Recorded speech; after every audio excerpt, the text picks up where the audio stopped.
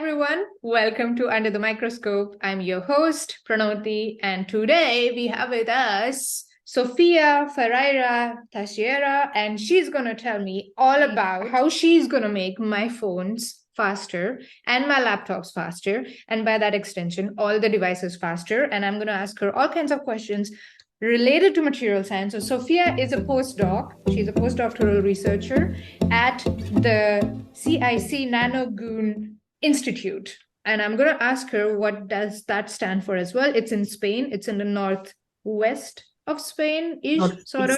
East. Yeah, east. Great. My geography is amazing. So, well, welcome, Sofia. How are you? All fine. Thank you for having me here. And yes, I'm originally from Portugal, but I'm now in the northeast of Spain in a region called the Basque Country. And that's why the name is actually Nanogune, because Gune is place, let's say, in Basque. So I'm working at the nano place. I said it's in the west, but it's actually in the east. And east is also where Barcelona... How far is it from Barcelona? Just give me that. Oof, that's a good question. I actually don't know, but if I can give you a better reference, I'm 20 kilometers away from France. Okay, so, that's all good. Okay, yeah, that works better. I need to know where to go when I'm visiting you, right? Because I'm gonna make it. It is actually already been my mission to visit all of my curators of the past 5 You're going to love the city. Seasons. So yeah, I'm looking forward to that. Let's get started with understanding your research about how you're going to make my and everyone else's phone fast. How are you going to do that? Please tell me about your research in super simple words. Tell me. Simple words. So pretty much how we can make that happen is to find materials with better properties or new properties. It depends. That can make our life easier, because then we can make new devices that can make actually our phones work faster. So one of the ways we can make this work is with Spintronics, which is a big word, but it's a big word made of two words. That is electronics of spin. And electronics, well, that's a bit easier, let's say. It's the thing you have when you plug something, that's electricity. But with the spins, and the spins are a property of the electrons, that much like they have a charge, so the electrons moving, let's say, it's what makes the electric current. They also have a spin, and that can also create spin currents and create several other things that we can use to then create devices. We create a lot of things to then make our phones go faster. I don't know if this is in a simple term, but that's like the very simplified version. It is definitely in simple terms. So just to oversimplify this, I'm going to try to oversimplify the oversimplification. Good. So the electron is going from point A to point B. While the electricity is going like this, like in a linear fashion, so to say, it's also like the electrons are dancing while they are going from point A to point B. Yes. How they're dancing, that is what the spintronics is. This is something you know, but it's basically electrons are twirling, whirling, moving around, doing stuff, spinning, basically, while going from point A to point B. And this is what is going to make our devices, electronic devices, faster. Yes, so how we control that spinning, so the magic of it is that we can control that spinning with the electricity, so the charge current. And how we control it and how fast it can go and how long it can go. So certain materials allow us to do this better or not, or allow us to do this in a way different than the others. And that's what I do, try to see how we can control them, how we can control this spinning of the electrons. That's what I kind of do. Okay, I have so many questions, but what is the shortcoming of the current materials or setups that we use? So what is the value addition of these new materials or the new techniques that what is the difference here? So the first obvious answer, and literally kind of first sentence I had on my PhD defense, is that 4% of the energy consumption of the entire world is already these devices. So that's a lot. and it's just bound to increase and increase and increase and increase. At the time where more and more people need to have electronic devices because we are more and more dependent on having access to the internet and so on. So we need to find new ways to do the same things, or to do the same things in a different way as well. It's the same, but to make them faster. Well, to make them faster, to make them more energy efficient, and also try to make them faster. So Spintronics will do these devices in a different way. It will be based on different effects, on different materials, but we could make certain calculations, or for example, certain memories that will be more energy efficient. And that can maybe if you look at just one device using these techniques, it wouldn't be that much energy saving thing. But when you add up the amount of microprocessors, the amount of bits we have in our phones versus the number of phones in the world, it will be a big change. So that is the first obvious answer. And then the other one that I was kind of spoiling in my explanation is that for certain processes, the devices based on Spintronics could be faster. And that's also a good thing, because one of the problems that we're currently reaching is that the speed of processes in our phones, it is scaled exponentially, but it's getting to a limit. And that also comes with the limit of the size, because if we look at a normal transistor, and this was actually first predicted back in the 60s or 50s, I don't remember, by Moore, which was, I think, correct. Well, don't correct me, but correct me in the comments. The first president of Intel, he predicted that the number of devices, number of microprocessors, for example, that will fit, or number of transistors that will fit, will double every other year. So it will be an exponential growth. But the problem is we're reaching the end. We cannot go smaller. We cannot go smaller than an atom. So we are getting to a roadblock. We cannot go faster. We cannot go smaller. And we also need to go more energy saving, more energy saving devices, like I said. And there are several solutions around there, several researchers working in several approaches. And one of them is Spintronics. So that's how it is kind of connected and makes sense. That makes sense. Okay, that makes a lot of sense. So, or what I'm curious about is how did this, because this is a completely new field for me, right? And I'm sure for most of the listeners as well.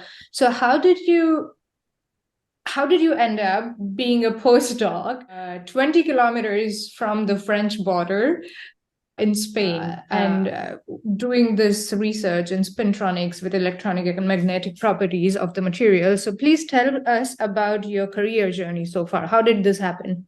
It's a very good question, and a very, very interesting one, because at the same time I had it easier, but it's an interesting, it shows how science works. So I decided to do a bachelor in physics because when I was in high school, I participated in a 1 week long summer school of physics for high school students. And I felt at home in the physics department. So I felt, okay, this is where I need to be. I was that typical nerd in high school with good grades, and everyone was telling me, go to medicine, go study that or something. But I didn't know exactly what I wanted.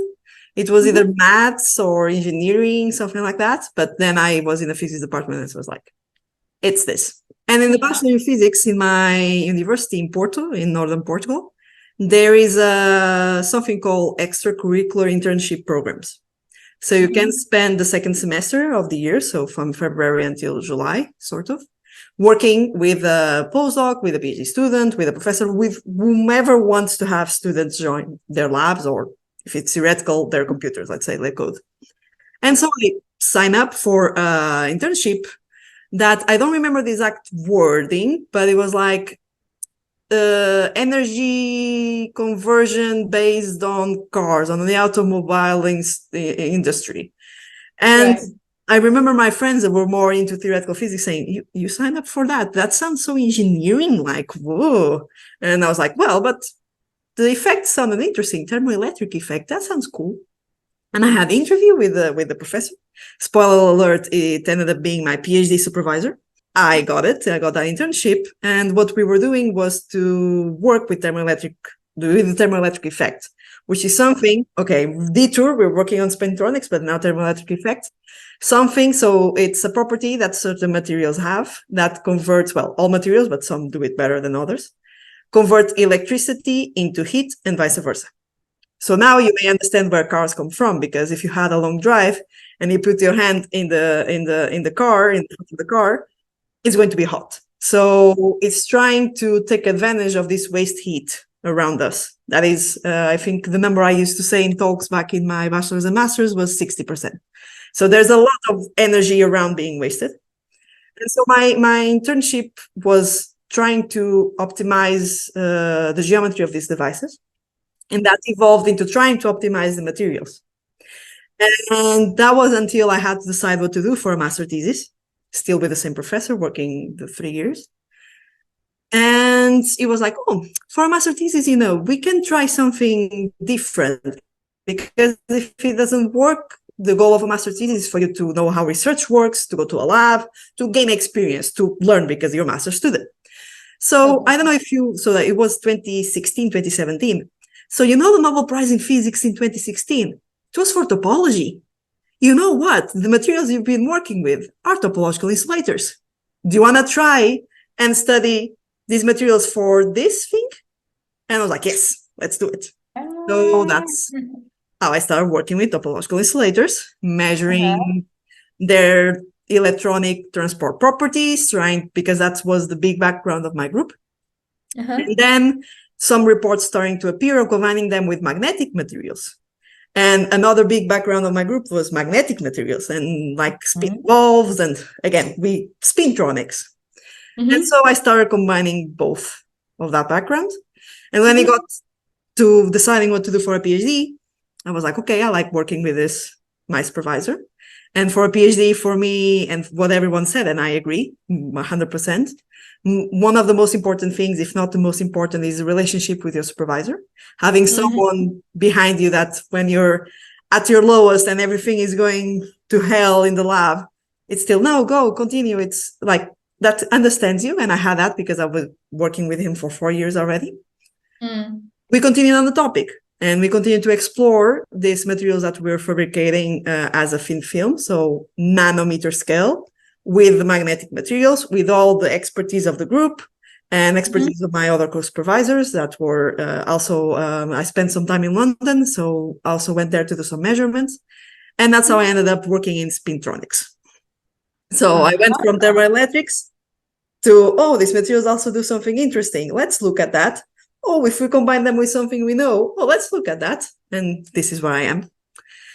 At the end of my PhD, I wanted to do a postdoc. I didn't want to continue in Portugal. I would go anywhere. I was interested in going anywhere, applied anywhere that had a position opening. And I ended up here, working on the other side of the coin first, working on the magnetic part, not so much the topological insulator or that type of material part. And yes, that's how, because the group here has a lot of experience. Fun fact, one of the jury members of my thesis of my PhD was one of the group leaders of my group. So there was already a connection there, sort of. So they have experience in the field I was starting, let's say, with my PhD. And I applied, and here I am. And that's it. That is so cool. That is so cool. So thermoelectric, topological insulators, 2D materials somewhere in between, like all kinds of, and now with spintronics, with like electrical properties, magnetic properties, and the spins of the electrons.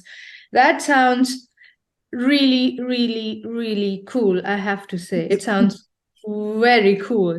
And I'm pretty sure you are also involved in a lot of interesting research projects, of course. Of course, it's like from your internship to like even from your bachelor times and everything. Yes. If you have to pick one research project, just one, that you're most proud of, or the most fun or quirky one, could you pick one research project and explain it to us in super simple words in the section we called In Other Words? Go.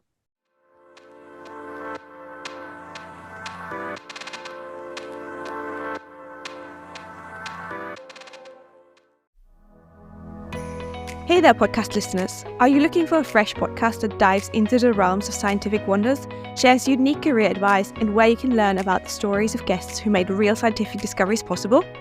Then join us at Keep It Science as we aim to unravel mysteries, spark inspiration, and much more. We're all about bringing science closer to you. We are your co-hosts, Dr. Elizabeth Kugler and Dr. Nick Gaunt. So keep questioning, keep exploring, most importantly, keep it science. Make sure to follow us on YouTube, LinkedIn, and X, or wherever you're listening to this from. bye!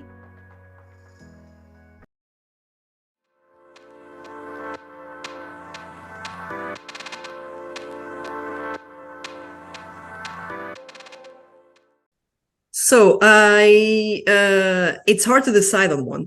Extremely I hard. know, it's a tough question. I know. But I love putting my guests on the spot. So, But the first answer that comes to my mind, because not so much, also the scientific part, but not so much scientific part, but how it kind of shaped my path, is all the way back to that first internship and others I did on thermoelectric devices. So why do I think that is a project I really like? First, it was obvious what was the application. So I was studying physics.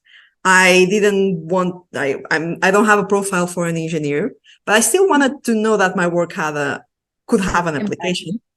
And with thermoelectric devices for cars, well, that's obvious to start with. And then I was, a bachelor student. We think we know zero, we know nothing. We know the PhD students are the smart ones. And then you get to be a PhD student, and that's not the case, but different story. That's a different conversation. Different conversation.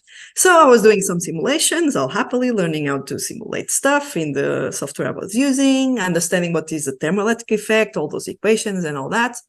And it gets to a point where I start having results, and it gets to a point where my supervisor goes, maybe we can publish this. And I was like, how? Publish this? This is just work from an undergrad. There's no interest. Nobody will be interested in this. I was like, no. Write the paper. Start writing the paper. I'm like, how do I write a paper? I never wrote the paper before. Do it. I'm here to help you. And that was one of the great things of my old supervisor, because he lets you learn and draft, because that's the point. You are not going to have the first thing you do perfectly. But with that iteration, that's how it goes. So I learned that. And that paper suffered a bit. Getting the first submission we had, it got rejected. So I learned how to deal with that. And then the second one went through, but several rounds of discussion with the reviewers. So I learned how to deal with that, and it got published. And I was like, wow, amazing. I'm happy. But then it still gets citations to this day. And I don't know, so I still kind of think as an undergrad, I don't know how the work is so obvious. An undergrad could do it, but no one ever bothered. And it was something that is important. And this work, so obviously the thermoelectric effect, and I love learning that. And it gave me a big background on transport properties, so all the lingo of science that I still use to this day. But it gave me, okay, never underestimate your work, never underestimate yourself. So if you're doing something and you're being guided, and someone is saying, okay, no, that's interesting, you should believe it. You should go through it. You believe in yourself. And that's why I kind of have this project, even though it was as an undergrad, like it has a special place, let's say, because it taught me a lot, not so much on the scientific part, even though, yes, but on everything else. So that is really cool. And kudos to your supervisor as well, who is being like, yes, nope, you're going to write it. I'm here. If you fall, I'm here to catch you. You will learn. And it's good to build that muscle as well of, it's sad to say, but rejection in science is very, very, like, papers get rejected, your conference abstracts get rejected, your research grants get rejected. So sadly, that is the system that we work in. So it also teaches you a lot. Sometimes the rejection is for a good reason, of course, and that's when you get in conversation with the reviewers. I mean, not conversation, but in dialogue with the reviewers, that sometimes makes your paper even better. Exactly. That happens as well. But yeah, this is really cool. I can understand why you picked this project, because I'm pretty sure it is close to your heart. It is. And every time I get to the citation, I'm still like, how? Okay, good, thank you. It's good. It's good. It's good. Do not question the working system. Shush. Just accept it and go with it. That is really cool. So, Sophia, in the last almost an hour that we have been speaking before recording and also during the recording, it is very evident for me that you love the research aspect of being a scientist, right? You love going in the lab and getting your hands dirty. Metaphorically, we are all wearing gloves and everything. Gloves But dirty. what, sorry? Getting the gloves dirty. Getting the gloves dirty, exactly. But what else do you like about being a scientist? Because doing research is one integral part of being a scientist, but there are a lot of other things that we often don't really talk about. So what else do you like about being a scientist? So one of the very obvious for someone in the field, but not so obvious if you're not a scientist, is the internationality and team aspect of it. So as a scientist, you cannot work alone. Or better, you can, but you'll take 10 times the time to do something and maybe you cannot even achieve it. You need to work with other PhD students, other postdocs, your supervisor, with those postdocs and PhD students in other groups, in other countries. You need to ship samples, you need to go yourself. And this international aspect of it always captivated me. So much that when I finished my PhD, I was happy to go anywhere in the world. Ended up one country next to my original one, but fun. How life goes. Still international. Learning Basque is a fun experience. But and also the teamwork aspect of it. And, you know, I don't like working alone. So this in science, that's a good field.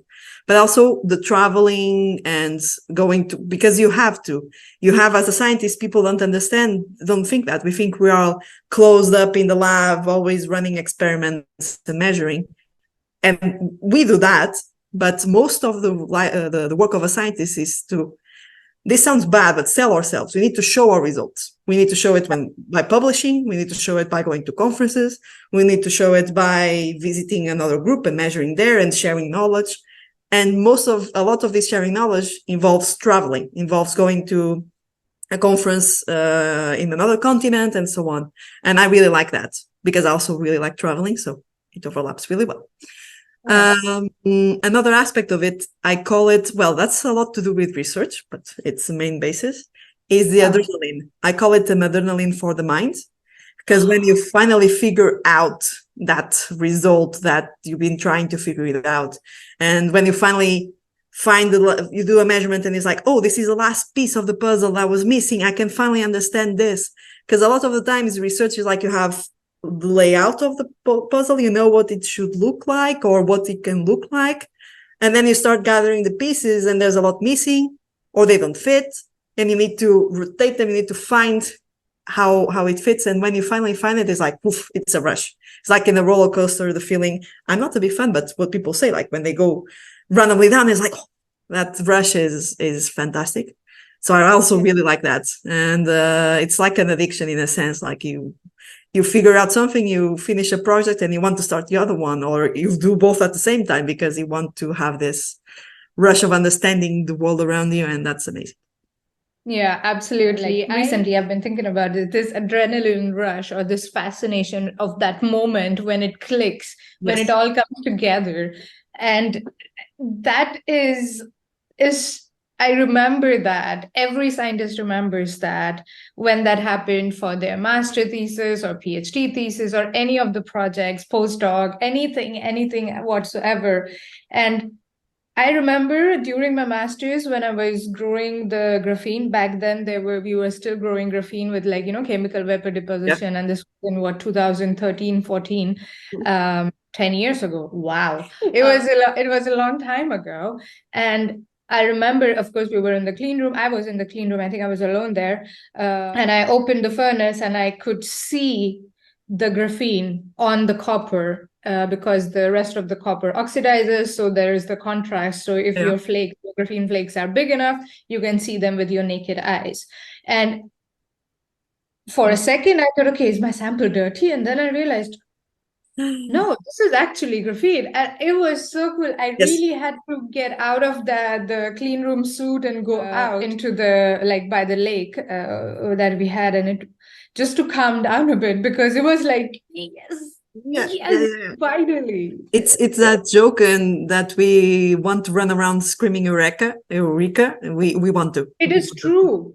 It is true. And the best part is when you're surrounded by scientists, they all get it. They all understand it. Yes, They're definitely. just like, this is amazing. And also when we are doing the science communication, be it at the conference, what you call the selling of the results, also the room understands it, because these are the people in the field and they have faced similar questions. So they also, it just carries forward, definitely. And also the other 2 points that you mentioned, the international nature of science, I think that is so true. I have never been in more international, more diverse groups than I was while I was doing research. It's just that's just the fact, at least from my experience.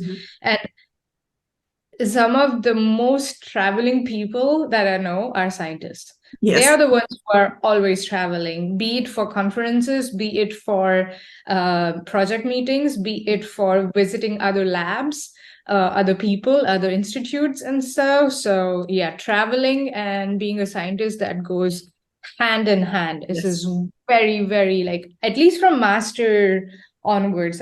Probably not so much during the bachelor time, but masters, as soon as you start putting results out, I think that's totally I miss all that.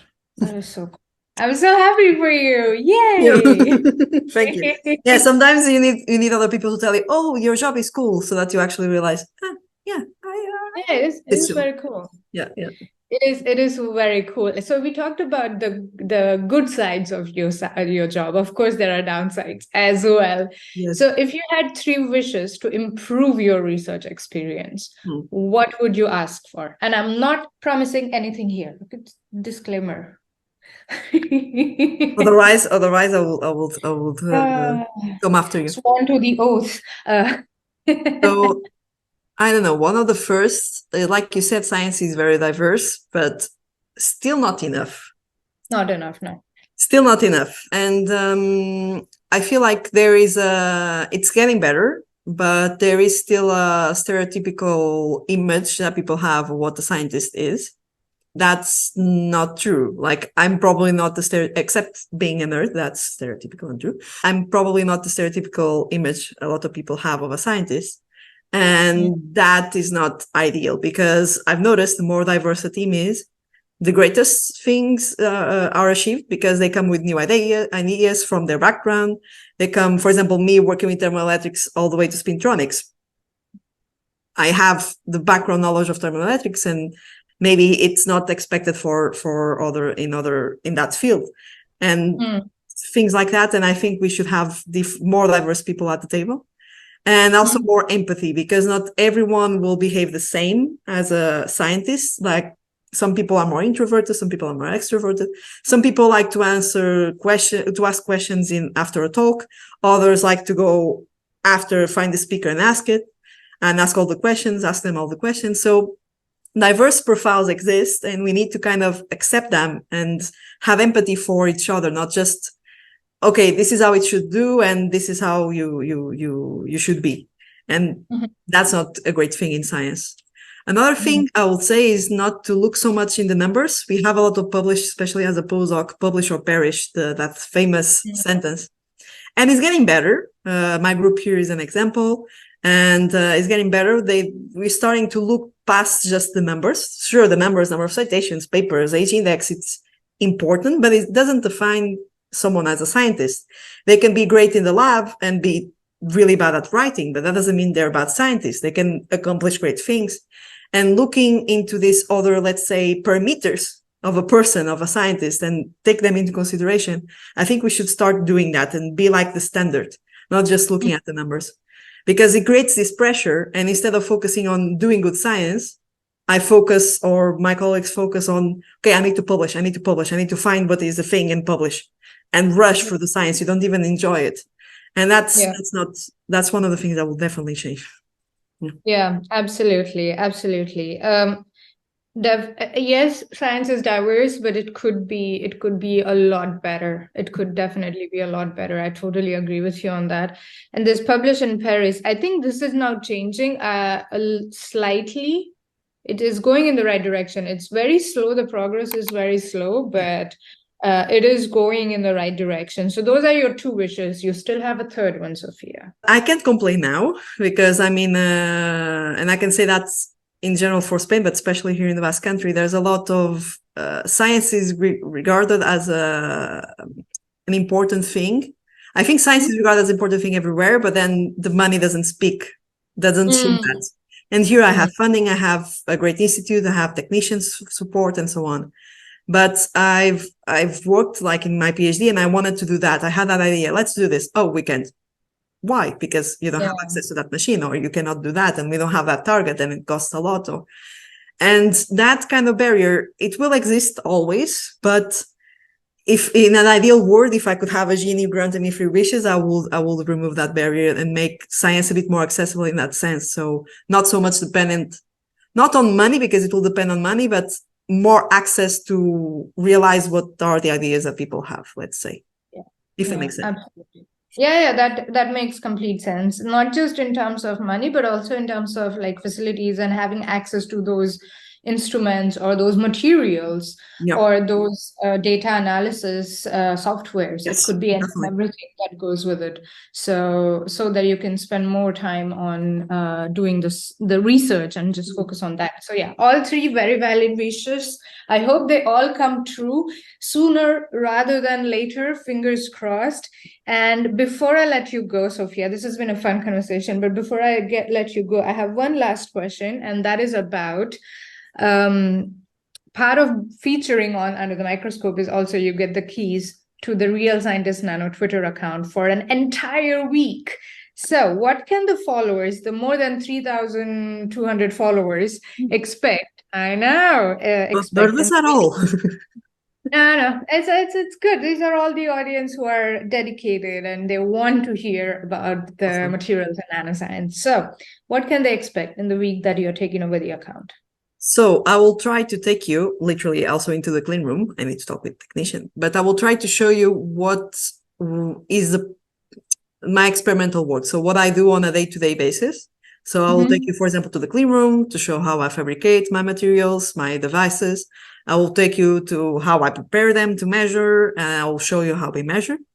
I will also try to give a background on what I'm actually doing in terms of science, like we started this conversation. So explain what am I doing, what actually is the reason, what are the reasons for me to do this research, what could be the applications, and so on. Explain a little bit. And I also want to show you the other parts of being a scientist that I'm involved. So the sitting at the desk, the having to write papers, reviewers, revisions, and all this extra stuff I also do. So I'm, for example, involved in the Gender Equality Committee here in my work. I'm involved in the European Magnetism Association. I was involved in the International Association of Physics Students, all name dropping. And this is all important and actually helps, even though it makes me way too busy sometimes, it helps a lot to first distract myself because it becomes like an hobby, but also understand that my work can have great impacts and it spreads. Like if you're feeling great about your work and others also start feeling great about your work. And if you're in a team where everyone is motivated about science, or in my case, it was physics, you also get motivated yourself. So I also want to highlight this part that a lot of times gets forgotten and it's quite important. So that's kind of what you can expect from me. Okay, that's good for a teaser for everyone to follow along and log into and check the Real Scientist Nano feed when you're taking over the account. So thank you very much, Sophia. This has been so cool and cannot wait to have you on Real Scientist Nano, of course, and following all the tweets. Thank you very much. This has been super, super wonderful. Thank you. Thank you so much for having me. And yes, go check out all the tweets I'll be tweeting.